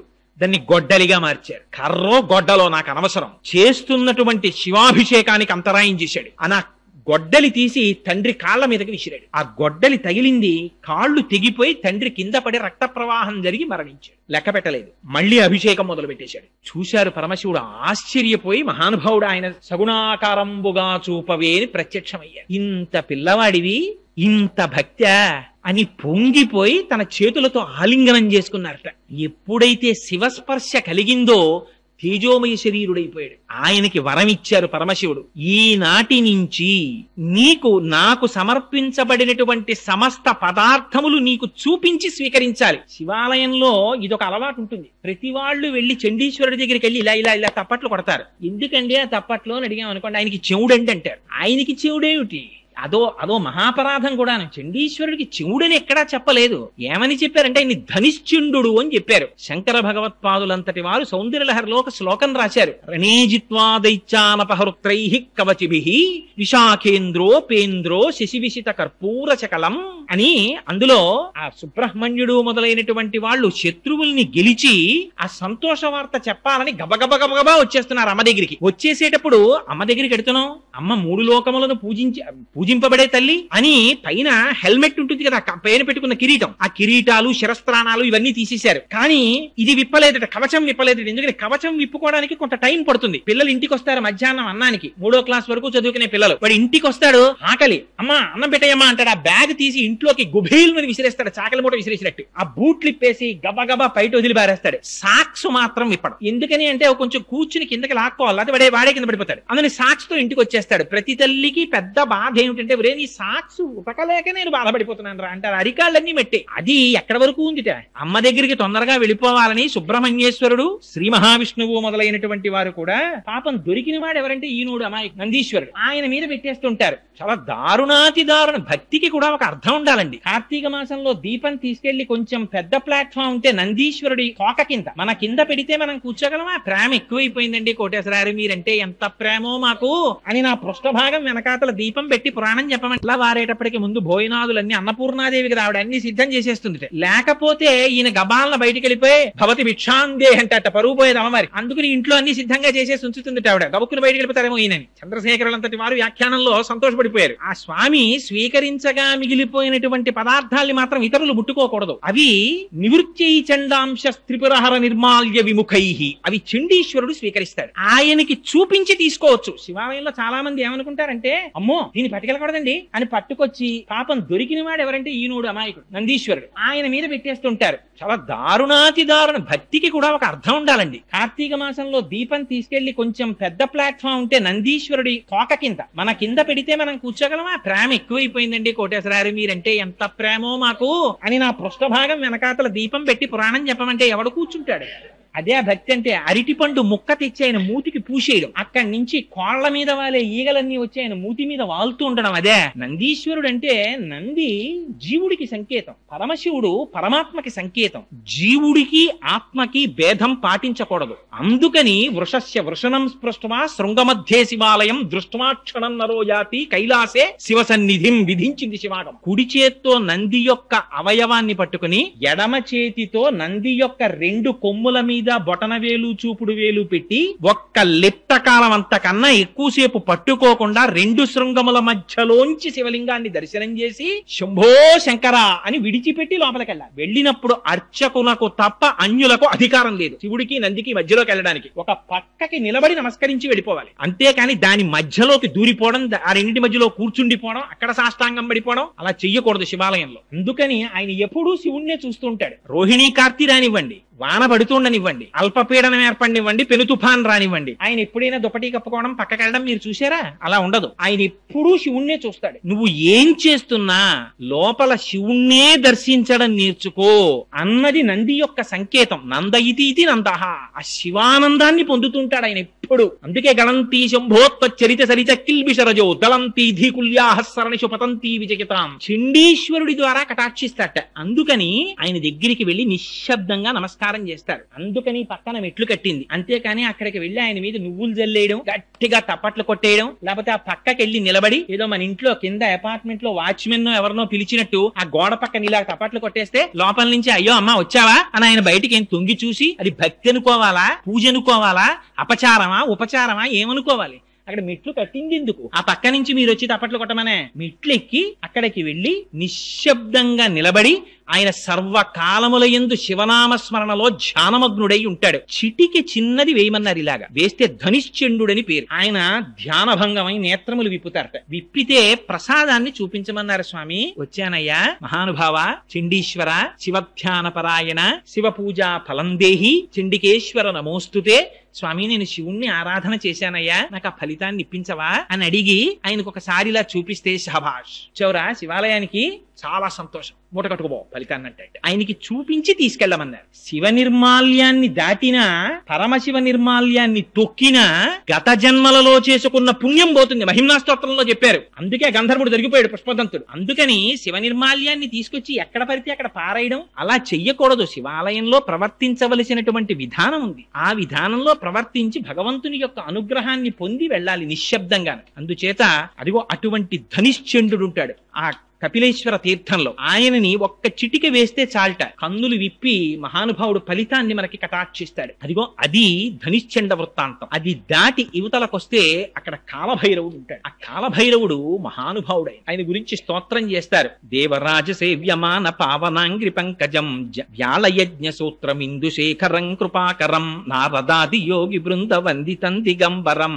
కాశికాపురాధినాథ కాలభైరవం భజేత్. జ్ఞానముక్తి సాధనం చిత్రపుణ్యవర్ధనం శోకమోహ దైన్య లోభ కోపతాపనాశనం తే ప్రయాంతి కాల భైరవాంగ్రి సన్నిధిం ధ్రువం అని ఆ మహానుభావుణ్ణి నమస్కారం చేసినంత మాత్రం చేత కపిల తీర్థంలో ఉండేటటువంటి కాలభైరవుడి దగ్గర 2 శక్తులు ఉంటాయి. ఏమిటా? ఇవి నా సొంతంగా చెప్తున్నాను అనుకుంటున్నారేమో మహాప్రభో, వరాహ పురాణాంతర్గతం. అందులో ఆయన సంతాన రక్షకుడు. మనకి కలిగినటువంటి సంతానము రక్షింపబడేటట్టుగా చూస్తాడు. వాళ్ళకి ఎటువంటి ఉపద్రవం రాకుండా చూస్తాడు. 2 ఆ కాలభైరవుణ్ణి ఒక్కసారి దర్శనం చేసి ఎప్పుడైనా ప్రయాణించకూడనటువంటి సమయంలో ప్రయాణం చెయ్యవలసి వస్తే, అర్ధరాత్రి వేళ ప్రయాణం చేసినా, ప్రయాణంలో ప్రమాదం వచ్చినా ఒక్కసారి 3 మాటలు చెప్పమన్నారు. ఏమిటా మాటలు? కాలభైరవా నమోస్తుతే, కపిలేశ్వర నమోస్తుతే, కాశీ విశ్వేశ్వర నమోస్తుతే అని 3 మార్లంటే ప్రయాణంలో తేళ్లు కాని, పావులు కాని, విషక్రిములు కాని మన జోలికి రావుట. ప్రమాదములు ఏవైనా పొంచి ఉంటే తప్పుతాయిట. అటువంటి ఫలితమీయగలిగినటువంటి కాలభైరవుడు అక్కడ ఉన్నాడు. అక్కడే మాణిక్యవాచకరు ఉన్నారు. మనకి రేపు కార్తీక మాసం వెళ్ళిపోయిన తర్వాత మార్గశీర్ష మాసం వచ్చి ధనుర్మాసం వచ్చింది అనుకోండి, తిరుప్పావై ప్రారంభం అవుతుంది. మనందరం ఇటువైపు నుంచి వెంకటేశ్వర స్వామి వారి ఆలయానికి చేరుకుంటాం. అక్కడ మన గోవిందబాబు గారు, లక్ష్మణాచార్యుల వారు వీరందరూ చాలా అందంగా తిరుప్పావై చేస్తారు. ఇక్కడ కార్తీక మాసంలో సత్యనారాయణ గారు ఎంత అందంగా అభిషేకాలు అవి చేస్తారో, ఇది మన అదృష్టం వెంకటనగర్ లో ఉన్న వాళ్ళకి. చక్కగా 2 శివకేశవ ఆలయాలు 2 పక్క పక్కనే ఉండడం, 2 శ్రద్ధాభక్తులతో అర్చన చేయబడేటటువంటి పెద్దలు ఉండడం. అక్కడికి వెడితే తిరుప్పావై ఉంటుంది. అలాగే మనకి తిరువెంబావై అని ఆ ధనుర్మాసంలో పరమశివుడి దగ్గర స్తోత్రం చేస్తారు. ఇక్కడ అలవాటు లేదు కానీ తమిళనాట అంతా కూడా విశేషంగా స్తోత్రం చేస్తారు. తిరువెంబావై అందరికి నోటికొచ్చి ఉంటుంది. పరమ ప్రఖ్యాతమైన స్తోత్రం మాణిక్యవాచకర్రని అప్పర్రని ఆయన చేశారు. ఆయన సామాన్యులు కారు. కాళహస్తీశ్వర శతకంలో ధూర్చిటి ఉట్టినే చెప్పలేదండి ఆ మాటలు. కవి పుష్పంబగు, అగ్ని మంచగు, నాకూపారం భూమిస్థలంబగు, శత్రుండతిమిత్రుడవు, విషము దివ్యాహారమౌ నిన్నగా అవనీమండలి లోపలన్ శివ శివేచ్ఛాభాషణోల్లాసకిన్ శివ నీనామము సర్వవశ్యకరమౌ శ్రీకాళహస్తీశ్వర. శివా శివా అన్న 2 మాటలు జన్మనంతటినీ కూడా మన కష్టములను ఈడేర్చి మన్ని ఒడ్డు చేర్చగలిగినటువంటి బ్రహ్మాండమైనటువంటి నౌక ఆ శివనామం. అందుకే అప్పర్రని మనకి నాయనార్లు ఎలా అయితే వైష్ణవ సాంప్రదాయంలో 12 ఆళ్వార్లు ఉంటారో, శైవ సాంప్రదాయంలో 63 మంది నాయనార్లు ఉన్నారు. వాళ్ళు పరమశివ భక్తులు. అందులో పరమ ప్రఖ్యాతి వహించిన వారిలో అప్పరొకరు. వారిని వాగీశులు అంటారు. వారి తల్లిదండ్రులు చిన్నతనంలోనే మరణించారు. పాపం అక్కగారికి పెళ్లి కుదిరింది. తీరా పెళ్లి కుదిరిన తరువాత ఆ వరుడు మరణించాడు. నిశ్చితార్థం అయిపోయింది కనుక నేను ఇంకొక వివాహం చేసుకోనని తిలకాంబిక అని ఆవిడ అలా ఉండిపోయారు. ఈ తమ్ముణ్ణి పెంచితే ఈయన జైనుల్లో కలిసిపోయారు. కలిసిపోతే ఈవిడ రోజు శివాలయానికి వెళ్లి ప్రార్థన చేసేవారు. స్వామి మా తమ్ముడు మళ్ళీ శైవంలోకి వచ్చేటట్టుగా అనుగ్రహించు అని. ఒకనాడు పరమశివుడు ఆవిడికి స్వప్న సాక్షాత్కారం ఇచ్చాడు. ఇచ్చి శూలవ్యాధితో బాధపెట్టి నీ తమ్ముడిని తీసుకొస్తాను శైవంలో కన్నాడు. ఆయనకి శూలవ్యాధి బయలుదేరి అపారమైన కడుపు మంట, నొప్పి. ఒకనాడు అక్కగారికి కబురు చేశారు. ఆవిడంది, నేను రాను, నువ్వు జైనుల్లో ఉన్నావు, నువ్వు కాని ఇక్కడికి వస్తే నేను శివాలయానికి తీసుకెళ్లి నీకు ఆ రుగ్మత పోయేటట్టు చేస్తానంది. ఆయన మొత్తానికి ఎవరికీ తెలియకుండా ఓ రాత్రి వేళ తెల్లబట్టలు కట్టుకుని అక్కడి నుంచి బయలుదేరి ఈవిడి దగ్గరికి వచ్చారు. శివాలయానికి తీసుకెళ్లారు. అభిమంత్రించినటువంటి రుద్రాభిషేకం చేసిన తర్వాత వచ్చే చిట్ట చివరి విభూతితో అభిషేకం చేసి ఆ విభూతి ఆయనకి ఇచ్చారు. అప్పర్ నోట్లో వేసుకున్నారంటే ఆ శూలవ్యాధి పోయింది. ఆయన అపారమైన శివభక్తుడైపోయి పత్తికాయలు పాడారు. పాడుతుంటే ఈ విషయం జైనులకి తెలిసి మా దగ్గర నేర్చుకున్న మంత్రములతోటే శూలవ్యాధి పోగొట్టుకుని అవి శైవ మంత్రముల చేత తగ్గించుకున్నానని ప్రచారం చేస్తున్నాడు మహాప్రభు. అందుకని పిలిచి అప్పర్ని దండించమన్నారు. రాజుని కట్టేసి తీసుకొచ్చారు. అప్పర్ని తీసుకొచ్చిన తర్వాత, ఏమయ్యా నువ్వు ఇలాంటి మాటలు చెప్తున్నావు కదా, నిన్ను శివుడు ఎలా రక్షిస్తాడో చూస్తాం, ఉడుకుతున్న సున్నపు గదిలో పారేయండి అన్నారు. పడేశారు. తీసుకెళ్లి పడేస్తే హాలాహలాన్ని మింగినవాడు నా ప్రభు, నాకేమిటి బెంగ అని శివుడి మీద పత్రికాలు పాడుతూ ఆ గదిలోకి వెళ్ళిపోయారు. మరునాటి వరకు కాపలా ఉన్నారు భటులు. తలుపులు తీశారు. మంచు గడ్డలా ఉంది లోపల. ఏసీ చేసేస్తే ఎలా ఉంటుందో అలా ఉంది గది. అందులోంచి బయటకు వచ్చారు. అప్పర్ విషం కలిపిన అన్నం పెట్టారు. శివపత్రికం పాడుతూ తిన్నారు. ఆయనకి ఏం అవ్వలేదు. చివర ఆయన్ని ఏనుగుతో తొక్కించడానికి కాళ్ళు చేతులు కట్టి పడేశారు. ఏనుగుని తీసుకొచ్చారు. భద్రగజానికి ఉన్మత్తం వచ్చి అక్కడ ఉన్న జైనుల్ని సంహరించింది. అయినా వాళ్ళకి క్రోధం తీరక ఆయన కడుపుకి బండరాయి కట్టి కాళ్ళు చేతులు కట్టి సముద్రంలో పారేశారు. ఆయన ఆశ్చర్యం ఏమిటో తెలుసా అండి, ఆ కాళ్ళకి చేతులకి కట్టినటువంటి కాళ్ళు ఊడిపోయి ఆ పెద్ద బండరాయి మహాపద్మంలా సముద్రంలో తేలింది. దాంట్లో కూర్చుని అప్పర్ ఇంకొక శైవక్షేత్రాన్ని చేరుకున్నారు. ఆయనకు ఒక లక్షణం ఉండేది. అప్పర్కి జ్ఞాన సంబంధర్ అప్పర్ ఇద్దరు ఒక కాలంలో బ్రతికారు. చిత్రం ఏమిటంటే జ్ఞాన సంబంధర్ ఎప్పుడూ కూడా పత్రికలు అవి పాడుతుండేవారు, ప్రబోధం చేస్తుండేవారు. అప్పర్ అలా కాదు, వయసులో పెద్దవారు. అయినా సరే ప్రతిరోజు శివాలయానికి వెళ్ళినప్పుడు గుణపం పారా పట్టుకుని ఎడుతుండేవారు. వెళ్ళి అక్కడ ఉన్న ఏ పిచ్చి గడ్డో మొక్కలో ఏవో ఒకటి ఆలయాన్ని శుభ్రం చేసేవారు. పత్రికలు పాడి వచ్చేవారు. ఇద్దరూ కలిసి దక్షిణ భారతదేశంలో ఒక గొప్ప క్షేత్రానికి వెళ్ళారు. ఆలయం శిథిలం అయిపోయి కనపడింది. అలా కాదు, దీన్ని మనం బాగు చెయ్యాలనుకున్నారు. సాయంకాలం అయ్యేటప్పటికి పని చేసిన వాళ్ళందరికీ అన్నం పెడతామన్నారు. వీళ్ళ దగ్గర ఏముందని పెట్టడానికి? అందరూ పని చేస్తుండేవారు. అప్పర్ కూడా పనిచేసేవారు. జ్ఞాన సంబంధర్ మాత్రం పని చేసేవారు కాదు. ఇద్దరు కూర్చుని పత్రికలు పాడేవారు. తూర్పు గోపురంలో ఒక బంగారు నాణ్యం, పశ్చిమ గోపురంలో ఒక ఇప్పటికీ ఉన్నాయండి ఆ శివాలయాలన్నీ తమిళనాడులో. అప్పర్ వాళ్ళు పునర్నిర్మించిన ఆలయాలు. 2 బంగారు నాణ్యాలు దొరికేవి. జ్ఞాన సంబంధరికి దొరికినటువంటి బంగారు నాణ్యాన్ని బయటికి తీసుకెడితే వచ్చేటటువంటి డబ్బు కన్నా అప్పర్కి దొరికిన బంగారు నాణ్యంలో బంగారం ఎక్కువ ఉంది అని చెప్పి ఎక్కువ ధరిస్తుండేవారు వర్తకులు. అందులో ఎందుకు మీలిం ఎక్కువ ఉంది అని బాధపడి ఒకనాడు జ్ఞాన సంబంధర్ స్తోత్రం చేశారు పరమశివుణ్ణి. స్తోత్రం చేస్తే నువ్వు కేవలం స్తోత్రం మాత్రమే చేస్తావు. అప్పర్ అలా కాదు, కాయిక కష్టం కూడా చేస్తారు. తన శరీరాన్ని కూడా శివ కైంకర్యానికి ఉపయోగిస్తున్నాడు. అందుకే ఆ నాణ్యంలో మేలిమి ఎక్కువ ఉంటోందని పరమశివుడు తీర్పు చెప్పారు. అంతటి మహానుభావుడు అప్పర్. అందుకని అదిగో ఆయన ఉన్నారే, ఆయన మూర్తి దర్శనం మీరు చెయ్యి. ఆయన ఎంతటి గొప్పవారో తెలుసా అండి అప్పర్ కైలాస శిఖరం మీదున్న పరమశివుడి దర్శనం చేస్తానని హిమాలయ పర్వతాల దగ్గర ఉన్నటువంటి మానస సరోవరాన్ని దాటి కాళ్లతో నేను ఎక్కడమా అని కాళ్లతో ఎక్కడం మానేసి ఈ 2 కాళ్ళు తీసి పైకి కట్టేసుకుని మోకాళ్లతో డేక్కుంటూ పర్వతం ఎక్కారు. ఎక్కితే ఈ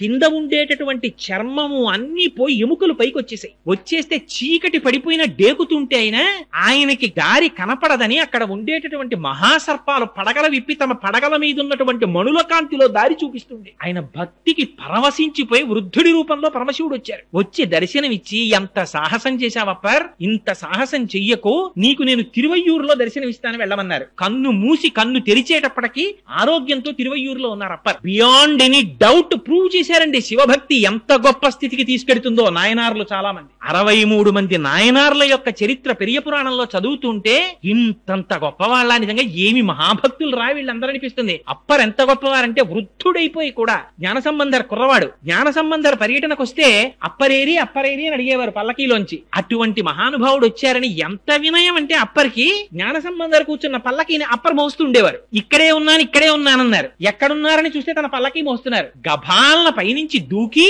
ఆయన్ని కౌగిలించుకుని అప్పా అని పిలిచారు ఆయన్ని. అందుకని ఆయనకి అప్పర్ అని పేరు వచ్చింది. వాగీశుడు అని బిరుదు ఆయనకి. అటువంటి మాణిక్యవాచకర్ ఆ అప్పర్ వాళ్ళ విగ్రహాలు ఇప్పటికీ కూడా కపిల తీర్థంలో మీరు సాకారంగా చూడొచ్చు. అక్కడ ఎదురుగుండా ఉంటాయి. అక్కడే 2 బిల్వ వృక్షములు ఉంటాయి కపిల తీర్థంలో. ఆ 2 బిల్వ వృక్షములే పార్వతీ పరమేశ్వరుల యొక్క సాకార స్వరూపమని నమ్ముతారు. ఎందుచేత అంటే బిల్వ వృక్షం అపారమైనటువంటి ఐశ్వర్యాన్ని ఇస్తుంది. ఆ బిల్వ వృక్షం కింద కూర్చునే లక్ష్మీదేవి తపస్సు చేసింది. 5 చోట్ల మాత్రమే లక్ష్మీదేవి ఉంటుంది అని చెప్తారు. ఆ 5 ఒకటి మారేడు దళం, అందుకే మారేడు దళాలతో పరమశివుడికి పూజ చేయడం చేత కలిగేటటువంటి లక్ష్మీ ప్రసన్నత అపారమైనటువంటి ఐశ్వర్యం. చాలా మందికి ఒక తెలియని అపోహ ఒకటి ఉంటుంది. ఏమిటి అపోహ అంటే, శివుడంటే శ్మశానవాసి, ఆయన శ్మశానంలో తిరుగుతూ ఉంటాడు, ఒళ్ళంతా శవ విభూతి రాసుకుంటాడు, ఒంటి మీదంతా పాములు వేసుకుంటాడు, ఏదో రక్తం ఓడుతున్న ఏనుగు చర్మం కప్పుకుంటాడు, పులి చర్మం కప్పుకుంటాడు, ఆయనకే ఏమీ లేదు, ఆయనే అలా తిరుగుతుంటాడు, మళ్ళీ ఆయన దగ్గరికి వెళ్ళి మనం నమస్కారం కూడా ఎందుకు, ఆయనకి జలాలతో అభిషేకం అని ఒక అపోహ. అది కాదు. మీరు ఒకటి ఆలోచించండి, తల్లిదండ్రులు అనబడేటటువంటి వారు తాము దాచుకుంటారా, తమ పిల్లలకి పెడతారా? తమ పిల్లలకి పెడతారు. త్యాగే నైకే అమృతత్వ మానసు. పరమశివుడు శ్మశానవాసి అంటే దాని అర్థం అంత పరమశివుడు అంతటి మహానుభావుడు, కైలాసవాసి, హిమవంతుని యొక్క అల్లుడు, ఆయనకి జన్మ లేనటువంటి వాడు, బ్రహ్మమస్తకావలి నిబద్ధతే నమ శివాయ అని శంకరుల చేత స్తోత్రము చేయబడిన వాడు, కాలాతీతుడు. అటువంటి వాడికి ఉండడానికి ఓ 150 గజాల స్థలమే దొరకదండి ఆయనకి. శ్మశానవాసి అంటే అర్థం పరమశివుడు రుద్రభూమిలో ఉంటాడు, అదే ఆయన అడ్రస్, శ్మశానంలో ఉంటాడు తప్ప ఇంకెక్కడ ఉండడు, అందుకని శ్మశానవాసి కాబట్టి శివుణ్ణి పూజ చేయకండి అనేది దాని అర్థం. ఏది శ్మశానం కాదు నాకు చూపించండి. శ్మశానానికి వెళ్ళని వాడిని చూపించండి నాకు. శ్మశానానికి వెళ్ళనివాడు ఉన్నాడు ఆ ప్రపంచంలో? ప్రపంచంలో పుట్టిన ఏ వస్తువైనా వెళ్ళిపోవలసిందే శ్మశానానికి. జాయతే గచ్చతే ఇది జగత్, వస్తుంది వెళ్ళిపోతుంది. ఎక్కడెక్కడ ఈ జగత్తంతా పుట్టి వెళ్ళిపోతుందో అదంతా శ్మశానమే. ఇక్కడ ఒక చెట్టు పుడుతోంది, చెట్టు మరణిస్తోంది, శ్మశానమైంది. ఇక్కడ నేను గట్టిగా మాట్లాడితే ధ్వని ప్రకంపనల చేత జీవులు చచ్చిపోతున్నాయి, శ్మశానమైంది. నా కాళ్ల కింద పడి జీవులు చచ్చిపోతున్నాయి, శ్మశానమైంది. నేను తింటే చచ్చిపోతున్నాయి, శ్మశానమైంది. అంత మహాశ్మశానమైంది. అంటే సమస్తము పరమశివుని చేతనే ఆవురింపబడి ఉంది. శివుని కన్నా వేరొకటి లేదు. అందుకని బ్రహ్మాండ వ్యాప్త దేహ భసిత హిమరుచాభా సమానా భుజంగై. వ్యాపకత్వంతో చెప్తే విష్ణు అంటాం, ఆయన్ని మంగళప్రదంగా చెప్తే శివుడు అంటాం. అందుకని లోపల శివం ఉన్నంతసేపే శివం, అది తీసేస్తే శవం. అది మంగళత్వం అంటే. అందుకని ఆయన శ్మశానవాసి అంటే ఆయన శ్మశానవాసి అండి నిజంగా ఎక్కడో శ్మశానంలో ఉంటాడనే దాని అర్థం. నిజంగా అలా ఉంటే ఇంకంతకన్నా గొప్ప ఉపకారం ఉందండి. ఎవడొస్తాడు మన వెనకాతల? ఒక్కడు వచ్చేవాడు లేడు. కింవానేన ధనేన వాజి కరిభి ప్రాప్తేన రాజ్యేన కింవా పుత్ర కళత్రమిత్ర పశుభిర్దేహేన గేహేన కిం జ్ఞాతైత క్షణభంగురం సపతిరోత్యాద్యం మనోదూరత స్వాత్మార్థం గురువాక్యతో భజ భజ శ్రీ పార్వతీ వల్లభం అంటారు శంకరులు. డబ్బు రాదు, మనం సంపాదించుకున్నటువంటి కార్లు రావు, వాహనములు రావు, రాజ్యం రాదు, తుట్టతుడకు మనదనుకున్న ఈ శరీరం రాదు, కొడుకు రాడు, కూతుళ్ళు రారు, భార్య రాదు. ఎవరొస్తారు? చేసుకున్న ధర్మము, పరమశివుని అనుగ్రహము తప్ప ఇంకొకటి రాదు మనతోటి. అంతటి మహానుభావుడు శంకరుడు. శం కరోతి ఇది శంకర. ఆయనకి శుభం చెయ్యడం తప్ప అసలు శంకరుడికి అమంగళం చెయ్యడం చేత కాదు ఆయనకి. అటువంటి వాడు శంకరుడు అంటే. అందుకే ఆయనకి మారేడు దళాలతో పూజ. మారేడు దళం అంటే లక్ష్మీ స్థానం. ఎక్కడెక్కడ మారేడు చెట్టు ఉంటుందో, ఎక్కడెక్కడ మారేడు దళం ఉంటుందో అక్కడక్కడ లక్ష్మీదేవి ఉంటుంది. అందుకని శంకరుడికి ఆ మారేడు దళంతో పూజ చేస్తారు. రెండవ లక్ష్మీ స్థానము పద్మం. పద్మములతో పూజ. అందుకే ఇప్పటికీ కపిలతీర్థంలో కామాక్షి అమ్మవారికి ఆ తామర పద్మాలతో పూజ చేస్తారు. ఆ పద్మము లక్ష్మీ స్థానం. మూడవది ఆవు యొక్క వెనుక భాగం. ఆవు యొక్క పృష్ఠభాగమునందు లక్ష్మీదేవి నివాసం ఉంటుంది. నాలుగవది స్త్రీ యొక్క పాపట. ఆ పాపటలో లక్ష్మీదేవి యొక్క స్థానం. అక్కడ లక్ష్మీదేవి నివాసం ఉంటుంది. అందుకని అది ఒకటి. ఇలా 5 స్థానాలు. ఒకటి ఆ బిల్వవృక్షం. ఆ బిల్వవృక్షం అంటే ఆ బిల్వదళంలో. రెండవది పద్మం. మూడవది స్త్రీ పాపట. నాలుగవది ఏనుగు యొక్క కుంభస్థలం. అందుకే గజారోహణం అంటుంటారు. ఏనుగు యొక్క కుంభస్థలంలో లక్ష్మీదేవి ఉంటుంది. ఐదవది ఆవు యొక్క వెనుక తట్టు. ఈ 5 ప్రాంతములు లక్ష్మీ స్థానాలు. అందుకని మారేడు దళంతో పరమశివుడికి పూజ. దానివల్ల అపారమైనటువంటి లక్ష్మీ సంపత్తి. కపిల తీర్థంలో ఇప్పటికీ కూడా 2 బ్రహ్మాండమైన మారేడు చెట్లు నిలబడి ఉంటాయి. ఇక్కడ లింగాకృతిలో ఉన్నటువంటి మహానుభావుడే అక్కడ సాకారముగా మారేడు చెట్ల రూపంలో ఉన్నాడని నమ్ముతారు. వెళ్ళి ఆ మారేడు చెట్లకి నమస్కారం చేస్తారు. ించవలసినటువంటి వేరొకటిది, అక్కడే నాగుల చావిడి అని చెప్పి జంట నాగులు పెనవేసుకున్నటువంటి అనేకమైన మూర్తులు కలిగిన పెద్ద వేదిక ఒకటి ఉంటుంది. పూర్వం అక్కడ ప్రతిష్టలు చేసేవారు. ఇప్పుడు కుదరదు, ఎందుకంటే అసలు అంగుళం ఖాళీ లేదు. అక్కడికి వెళ్లి నమస్కారం చేస్తే, అభిషేకం చేసుకుంటే అక్కడే వల్లీ దేవసేనా సమేత సుబ్రహ్మణ్యేశ్వర స్వామి వారు ఉన్నారు. కాలసర్పదోషం ఉన్నవారు, కుజగ్రహ దోషం ఉన్నవారు, నవగ్రహ దోషాలున్న వాళ్ళు కపిల తీర్థానికి వెళ్లి స్వామివారికి అభిషేకం చేయించుకుంటే వాళ్ళకి ఉన్నటువంటి సమస్త గ్రహ దోషములు పోతాయంటారు. అదిగో అంతటి పరమపావనమైనటువంటి క్షేత్రం ఆ కపిల తీర్థం. ఆ కపిల తీర్థానికి వెళ్లి సేవించినంత మాత్రం చేత పాపములు నివృత్తి చేయబడి తదనంతరం ఆ శేషశైలాన్ని అధిరోహించి ఆ లోపల ఆనందనిలయాధీశుడైనటువంటి వెంకటాచల ప్రభువుని సేవిస్తారు. దుచిత పూర్వం అసలు కపిల తీర్థాన్ని సేవించకుండా, కపిల తీర్థాన్ని దర్శనం చెయ్యకుండా అసలు ఒక రాత్రి నిద్రపోవాలి కపిల తీర్థంలో. ఆ తరువాత మాత్రమే వెంకటాచలం కొండ మీదకి వెళ్ళేవారు. ఇప్పుడు చాలా మంది కపిల తీర్థాన్ని విడిచిపెట్టి వెంకటాచల కొండ మీదకి వెడుతున్నారు. కాబట్టి నా మనవి ఏమిటంటే, ఈ మాట మీరు వెంకటాచల క్షేత్రానికి వెళ్ళినప్పుడు తప్పకుండా కపిల తీర్థాన్ని సేవించండి. అది మహత్తరమైనటువంటి తీర్థం. అటువంటి తీర్థాన్ని సేవించడం చేత, అటువంటి శివలింగానికి నమస్కారం చెయ్యడం చేత మన శరీరమునకు పట్టినటువంటి పాపరాశి ధ్వంసమై మనకి కావలసినటువంటి భగవంతుని యొక్క అనుగ్రహం ప్రసరింపబడిన నాడు మనకి కావలసినటువంటి కామితములన్నీ వాటంతట అవే తీరిపోతాయి. అంత శక్తివంతం. మీకు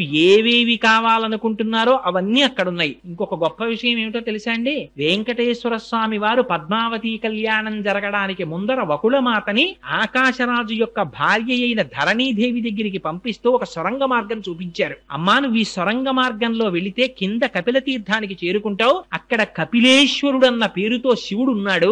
ఆయనకి నమస్కరించి ఆయన అనుగ్రహాన్ని పొంది ధరణీదేవి దగ్గరికి వెళ్ళమన్నారు. ఇప్పటికీ వకుళమాత నడిచి వచ్చినటువంటి ఆ సొరంగ మార్గం ఇంకా కపిల తీర్థంలో ఎదురుగుండా ఉంది. దాన్ని నరసింహ గుహ అని పిలుస్తారు. అక్కడ నృసింహస్వామి వారు ఉంటారు. కానీ ఈ మధ్య కాలంలో ఆ నృసింహస్వామి వారి విగ్రహానికి ఉన్నటువంటి ముక్కు కొద్దిగా భిన్నమైంది. అందుకని ఇప్పుడు ఆ గుహ మూసేశారు తలుపులు. కానీ ఇప్పటికీ మీరు ఆ గుహని చూడొచ్చు. ఆ గుహలోంచే వకుళమాత వెంకటాచలం నుంచి క్రిందకు వచ్చి కపిలేశ్వరుని యొక్క అనుగ్రహాన్ని పొంది పద్మావతి శ్రీనివాసుల పరిణయం అవుతుందని స్వామివారు ఆశీర్వదించిన తరువాత పద్మావతి శ్రీనివాసుల కళ్యాణం అయింది. అంత హరిహర అభేదమైనటువంటి క్షేత్రం ఆ కింద ఉన్నటువంటి కపిలతీర్థ క్షేత్రం. అందుచేత తప్పకుండా మీరందరూ ఆ కపిల తీర్థాన్ని సేవించండి. నన్ను చాలా మంది ఫోన్లో అడిగి ఉన్న కారణం చేత ఆ కపిల తీర్థం గురించి 4 మాటలు ఇవాళ ప్రస్తావన చేయబోయ్ అని అడిగారు. మీరందరూ చేతులు కదుపుతున్నటువంటి పరిస్థితిని, మీకున్న పమిట కొంగులతోటి వాటితోటి మీరు రాసుకుంటున్న పరిస్థితిని బట్టి నేను గమనించాను. మిమ్మల్ని అందరినీ దోమలు విశేషంగా బాధిస్తున్నాయి. అయినా కూడా నిజంగా ఎంత భక్తి తత్పరతతో కూర్చున్నారో కానీ మహానుభావులు ఆ శివనామం వినడానికి ఏమి చేతకాని వాడిని నేను చెప్తేనే ఇంత ఆర్తితో చెవులు దొప్పలు చేసుకుని తాగుతున్నారంటే మీరు ఎంతటి భాగవతులు. కానీ చాలు మన జన్మకి కార్తీక మాసంలో పరమశివ సన్నిధానంలో 4 మాటలు చెప్పుకునే అదృష్టం. రేపటి రోజున పరమశివుని యొక్క అమోఘ కృత్యం అది విన్నంత మాత్రం చేత పుత్రం పౌత్రం సమాసాద్యా స్కంద సాలోక్యతాంబ్రజేత్ అని వాల్మీకి మహర్షి ఫలస్తుతి చెప్పారు. పుత్ర పౌత్రులు, కొడుకులు, మనవలు, మునిమనవలు చూసి హాయిగా ఎటువంటి ఈతి బాధలు రోగాలు లేకుండా ఆరోగ్యంతో ఉండి తొట్టతొదన స్కందలోకానికి చేరుకుంటాడయ్యా అని ఫలస్తుతి చెప్పారు. అంత పరమపావనమైనటువంటి ఘట్టం గనక రేపటి రోజున సుబ్రహ్మణ్యేశ్వర స్వామి వారి జననమునకు సంబంధించినటువంటి వృత్తాంతాన్ని విజ్ఞాపన చేస్తారు. కార్తీక మాసం కనుక అటువంటిది విన్నంత మాత్రం చేత మనకి ఎంతో మేలు చేకూరుతుంది. మహానుభావుడు సామాన్యుడు కాడు. సుబ్రహ్మణ్యుడు అంటే కామాదిరోహ కలుషీకృత దుష్టచిత్తాం సిక్వాతు మామవ కళాధర కాంతికాత్య వల్లీశనాథ మమదేహి కరావలంబం అంటారు. అంత గొప్ప స్వామి ఆ సుబ్రహ్మణ్యమూర్తి. అందుకని రేపటి రోజున ఆ వృత్తాంతాన్ని విజ్ఞాపన చేస్తాను. మంగళాశాసనపరైః మదాచార్య పురోగమైః సర్వైశ్చ పూర్వైరాచార్యైః సత్కృతాయాస్తు మంగళం. మంగళం కోసలేంద్రాయ మహనీయ గుణాత్మనే చక్రవర్తి తనూజాయ సర్వభౌమాయ మంగళం. ఉమాకాంతాయ కాంతాయ కామితార్థప్రదాయినే శ్రీగిరీశాయ దేవాయ మలినాథాయ మంగళం. కరచరణ